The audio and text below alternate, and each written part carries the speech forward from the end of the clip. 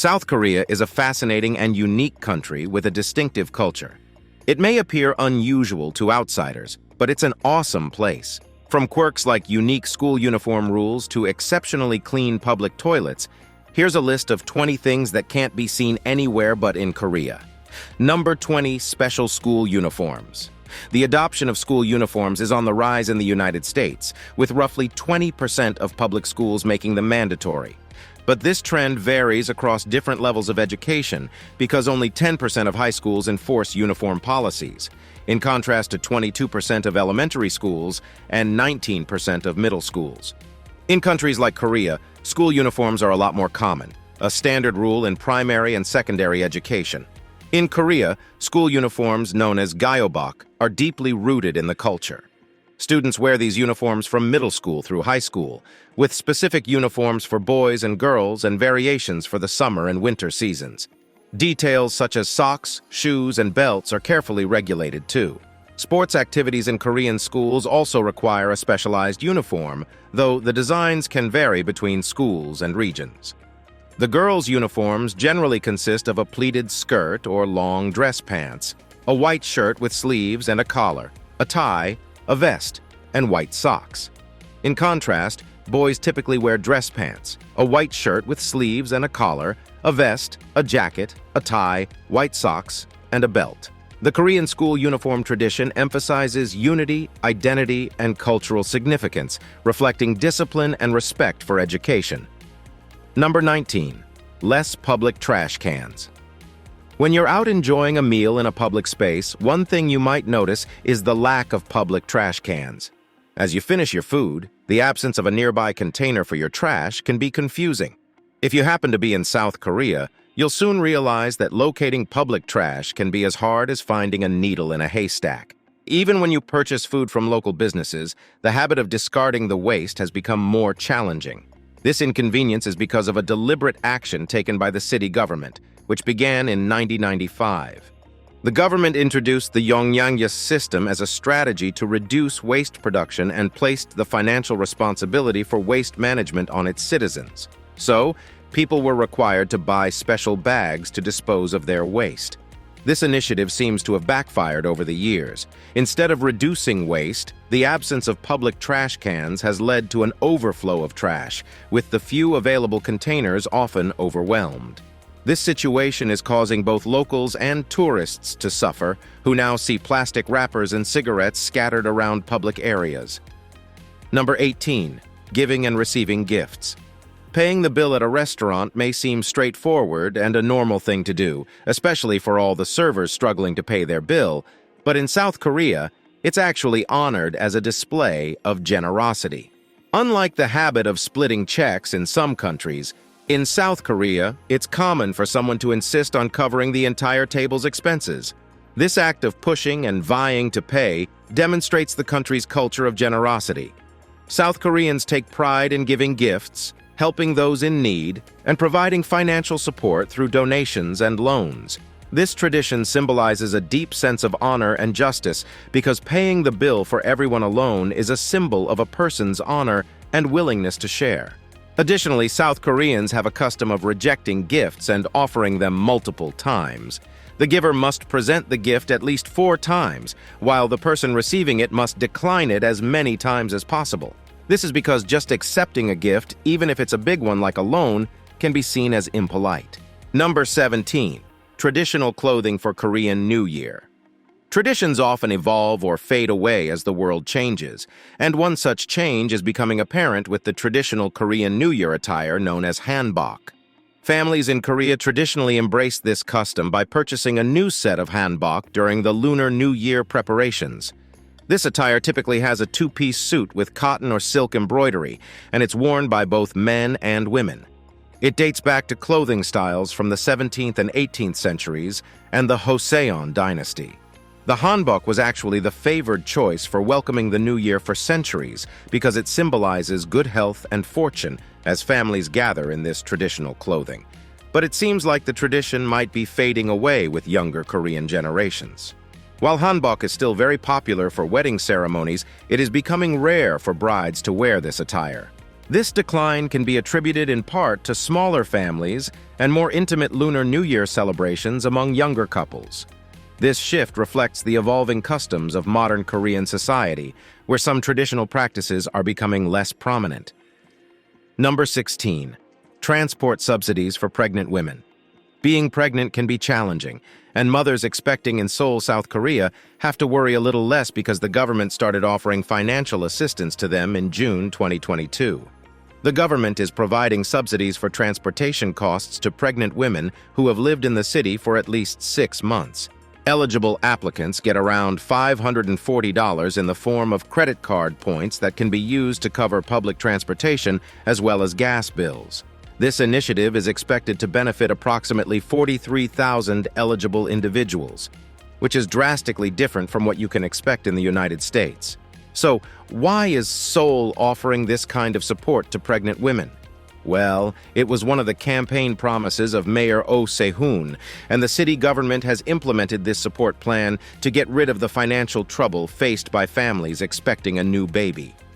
Such initiatives are relatively uncommon in the United States, where the options for uninsured people typically revolve around eligibility for insurance programs like Medicaid, CHIP, or Healthcare Marketplace, which give access to government-subsidized healthcare. Number 15. Korean Soju. Have you ever wondered which liquor is the most popular? While vodka or White Claw might come to mind, the actual champion in Korea may catch you off guard. It's Soju. Soju is a very popular Korean spirit, with an alcohol by volume range of 20% to 24%, which is a lot lighter than other spirits like vodka, typically at 40% alcohol by volume. But Soju still gets compared to vodka due to its neutral flavor profile. However, it sets itself apart by delivering a smoother experience without the characteristic burn associated with spirits. This beloved beverage is not only a hit in Korea, but has also found a special place in the hearts of other Asian countries, including Japan and China. The flavor of soju can vary from one manufacturer to another because there are no strict regulations regarding the ingredients used. While it generally shares similarities with vodka, it can sometimes offer a slightly sweeter and more viscous taste, making it the go-to in most cases. One of soju's advantages is its lower alcohol content. This allows restaurants to serve it in some states without requiring a special liquor license. States such as California and New York only mandate permits for beer and wine, making soju an accessible option for both businesses and customers. What's unique about soju is its versatility. It's delightful when enjoyed straight and equally impressive when used as a base for cocktails. So if you're looking for a new and exciting experience in the world of spirits, don't hesitate to explore the world of soju. Number 14. Real-time bus stop information. Traveling on crowded buses and dealing with the uncertainty of arrival times can be quite frustrating. But Seoul is one of the cities that's known for its advanced public transportation system, and they've taken a big step to address the arrival time issue by installing real-time information screens at bus stops. While the technology itself isn't new, its deployment at bus stops is a huge improvement. In the past, you'd usually have to guess when the bus would come while waiting at the bus stop. We'd always be uncertain about when it would arrive and whether it would even get us to our destination on time. But these new screens are an amazing solution. They display real-time information about the buses running along a specific route, offering passengers clear insight into the bus schedules. For instance, if you notice that the first bus arriving is already packed with passengers, you can choose to wait for the next one at a bus stop. What's more, these bus screens aren't just static displays. They offer interactive features, allowing passengers to explore various travel routes and access real-time information. This includes helpful details like weather forecasts, road conditions, and even the news. This innovative approach is a very helpful change for those who have grown tired of the uncertainty associated with waiting for a bus. It offers a more convenient and predictable way to use public transportation, making the daily commute a smoother experience. Number 13. Students overworking themselves. The pursuit of education is a big concern in many countries, but South Korea takes the lead when it comes to student work ethic and the sheer dedication they exhibit. South Korea has consistently achieved remarkable educational milestones.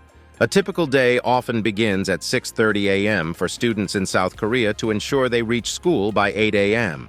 School hours typically extend until 4 or 5 p.m. However, this doesn't end a typical day of education for many students.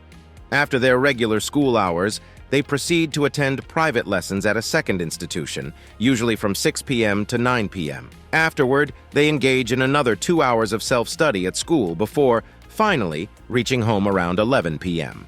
This leaves them with almost no time to enjoy a meal, take a shower, relax, and head to bed, which is usually after midnight.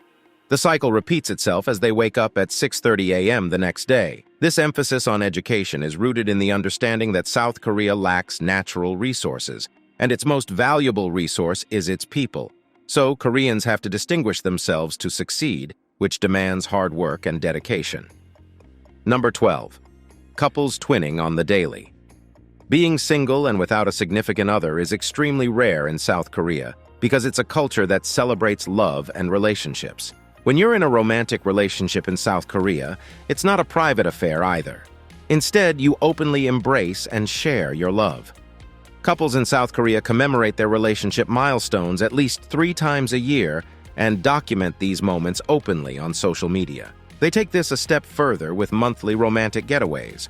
And to show everyone just how much they love each other, Korean couples tend to wear matching clothes every day.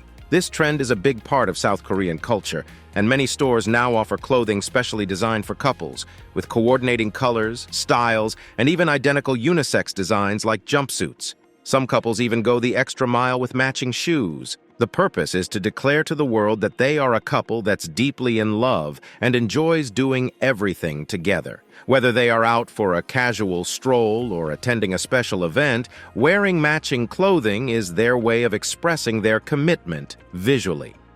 Number 11. Koreans love group dining. Group dining can be hard sometimes. While everyone can choose their dishes individually, the temptation to explore group menus is real. One common concern is whether ordering a family-sized meal for 4, 6, or more people makes sense. Will it be enough, or will someone inevitably be left hungry? Luckily, Korean barbecue rarely has this problem. Korean barbecue is a widely enjoyed dining experience in Korea. The highlight of Korean barbecue is, of course, the meat and group dining. Korea offers a huge selection too, primarily centered on beef, such as galbi, which are short ribs, and bulgogi, which are thinly sliced brisket or sirloin. But it doesn't stop at beef. There's dwaeji bulgogi, aka pork, buldak chicken with its sweet and spicy sauce, and samgyeopsal gui, aka pork belly. There's also the ever-popular samjang sauce, which pairs perfectly with everything from seafood to meat, vegetables, and more. For a mess-free experience, lettuce and perilla leaves are provided to encase the meat. To top it all off, there's an array of beverages to choose from, like wine, beer, soju, and makgeolli, ensuring that the Korean barbecue experience is not only delicious but also enjoyable. Number 10. They eat dog meat. Let's consider the idea of eating dogs for a second. It sounds gross, doesn't it? But it's important to recognize that cultural norms and practices vary from one place to another, and in some regions, the consumption of dog meat is no more morally objectionable than eating chicken, pork, or beef. For certain societies, dog meat is deeply ingrained in their heritage and traditions. South Korea, for instance, has a history of dog consumption that spans centuries, but it's a lot rarer now than it was in the past because attitudes and preferences surrounding dog meat are evolving. According to a 2020 survey, a large majority of people reported that they had never consumed dog meat. Additionally, at least 60% of those surveyed wanted a ban on the sale and consumption of dog meat. Currently, the consumption of dog meat in South Korea occupies a legal gray area. It's neither explicitly permitted nor banned. Nevertheless, in late 2021, the South Korean government showed its intention to explore the possibility of prohibiting dog meat consumption. Consequently, the future of this remains uncertain, reflecting shifting perceptions and attitudes toward the treatment of our four-legged friends. I mean, just imagine eating a dog as cute as a Shiba Inu. Number 9. There's an abundance of public restrooms. South Korea is famous for its immaculate public toilets, setting a high standard for cleanliness that rivals even the United States and Western Europe. Accessible public restrooms are abundant, and these are not ordinary facilities. They're often equipped with a bunch of convenient features to ensure your comfort and hygiene, such as heated toilet seats, hot air dryers, and even automatic bidets for a proper cleansing experience. Some restrooms even offer the soothing sounds of classical music, creating a serene atmosphere for your bathroom break, as if you're in a five-star hotel. Families are thoughtfully catered to as well. They have special child seats, along with miniature toilets designed for toddlers who may not yet be big enough for standard facilities. For those who value privacy and discretion, you'll discover bathrooms that allow you to play ambient sounds to hide any noises your body might produce. But if you're not Korean and just visiting, there might be a slight learning curve when it comes to operating these technologically advanced restrooms. The extensive array of buttons and features can be somewhat confusing, especially when you're just searching for the basic flush button. Number 8. Work addiction is a big problem. South Korea has a reputation as a nation where workaholism is the norm. Here, it's not unusual for people to dedicate over 60 hours per week to their jobs, leaving less time to relax with family. This led to government action in 2018, with labor reforms aiming to address the issue. Contrary to the perception that employers and employees could set their own working hours, these reforms introduced clear boundaries. For larger companies employing over 300 people, the maximum weekly working hours saw a big reduction from 68 to 52 hours to tackle the problem of overworking. To enforce these regulations, stringent penalties were enacted. Employers found breaching these rules could face severe consequences, including up to 2 years in prison or fines of up to $18,000. While this may seem strict, it was necessary to curb the culture of overworking. These labor laws aim to address the detrimental effects of overwork, which had taken a toll on countless people and their families. Many workers found themselves trapped in an unending cycle of work, depriving them of much-needed rest. Number 7. Public bathhouses. During your trip to South Korea, make sure to visit a public bathhouse known as Jimjilbang. These gender-segregated bathhouses offer a range of amenities, making them a unique and relaxing experience. You'll find jacuzzis, traditional ovens, saunas, showers, and even massage parlors. What makes them different are the communal areas, including cafeterias, heated floors, exercise rooms, ice rooms, TV lounges, and even bedrooms with bunk beds and mattresses. It's a one-stop destination for relaxation and a touch of the unusual. Most jjimjilbangs in South Korea are open 24/7, making them a popular choice for families and hard-working people looking to unwind after a long day. The entrance fee typically ranges from 8,000 to 12,000 won, which is about $8. Some bathhouses even offer overnight stays, providing a cost-effective alternative to a traditional hotel. While you're there, don't miss out on the delicious snacks. Some of the favorites at these bathhouses include sikkia, a sweet rice drink, iced coffee, slow-baked eggs prepared in the sauna, and myeokguk, a seaweed soup with beef broth. Who needs a spa when you have these? Number 6. Free walking tours. If you've chosen South Korea as your holiday destination and want to get to know their culture, you might be wondering how to explore the local way of life and discover the hidden gems.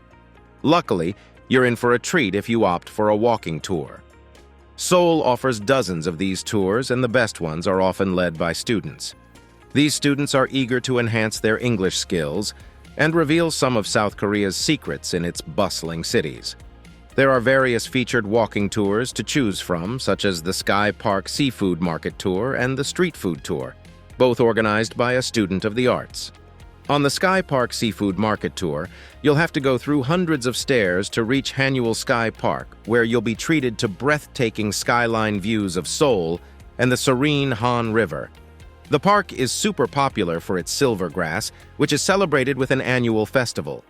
During the tour, you'll also make a small snack stop to try sannakji, a Korean delicacy in which a street vendor prepares fresh octopus and drizzles it with sesame oil.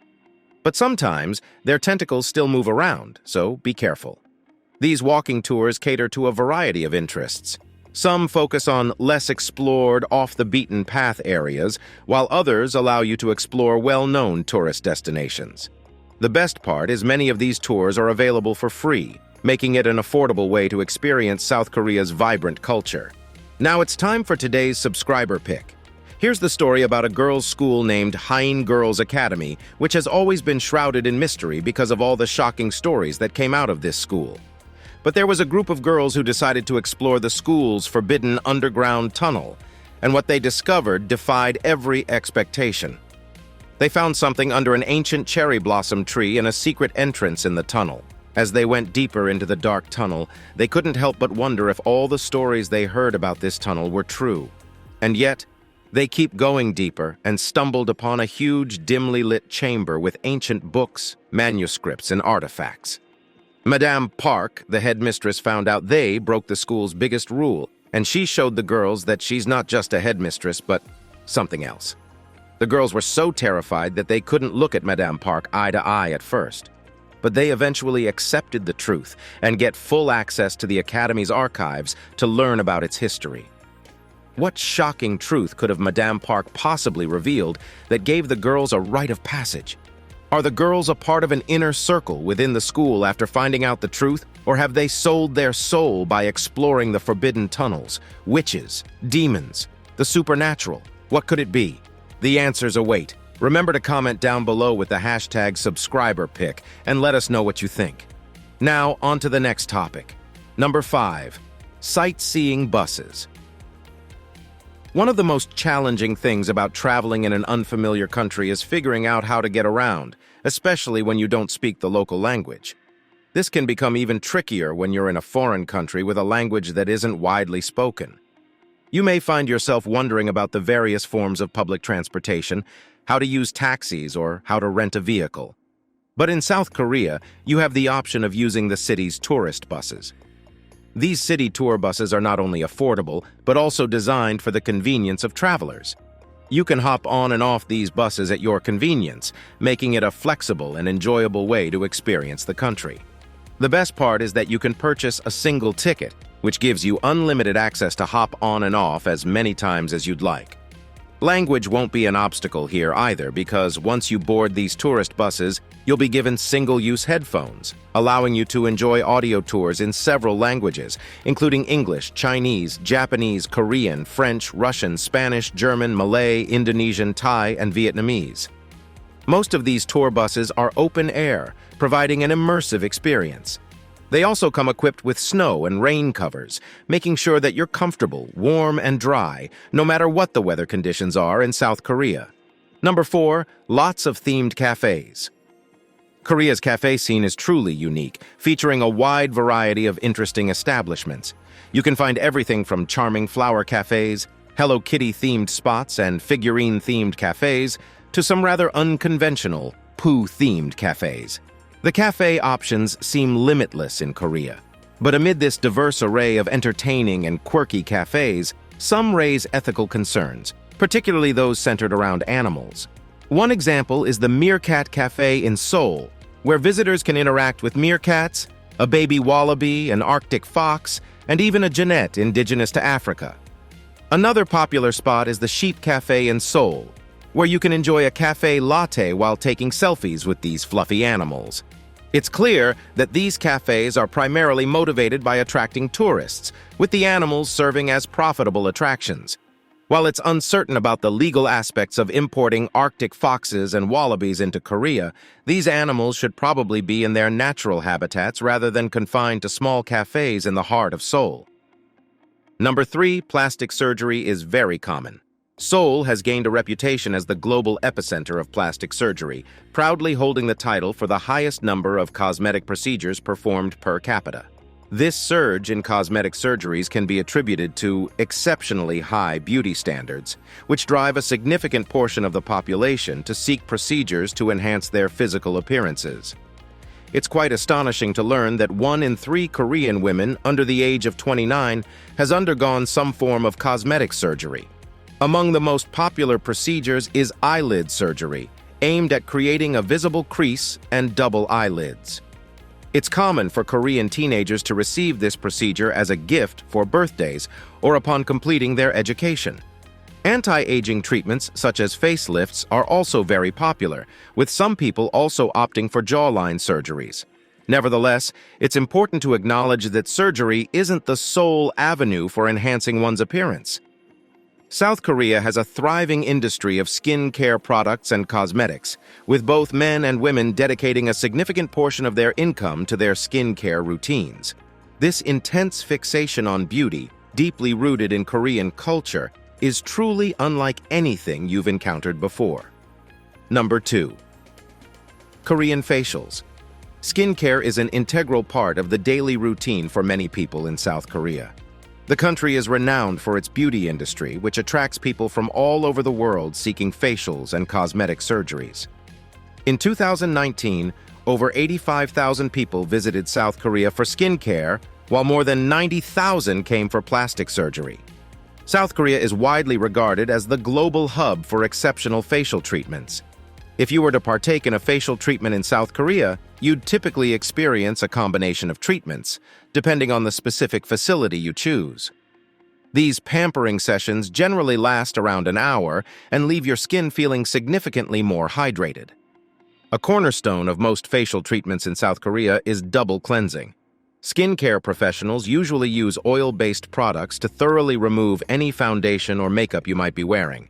They also use a gentle exfoliation technique that is notably milder on the skin compared to products commonly found in North America. After the double cleansing process, you can look forward to a rejuvenating massage for your face, neck, shoulders, and chest. Additionally, you may receive a Korean facial mask involving a thin gauze and a thick collagen-shaping mask that covers your entire face, including your eyes and lips. The final steps of a Korean facial include the application of various creams such as skin creams, eye creams, and SPF for sun protection. Number 1. Slow traffic lights.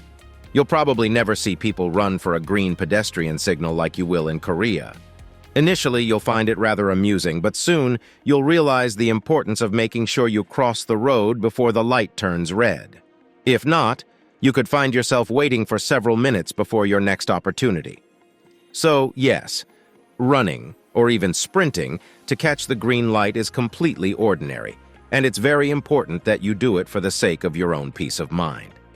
Oh, and when it comes to crossing streets in Korea, jaywalking is simply a no-go. Nobody does it.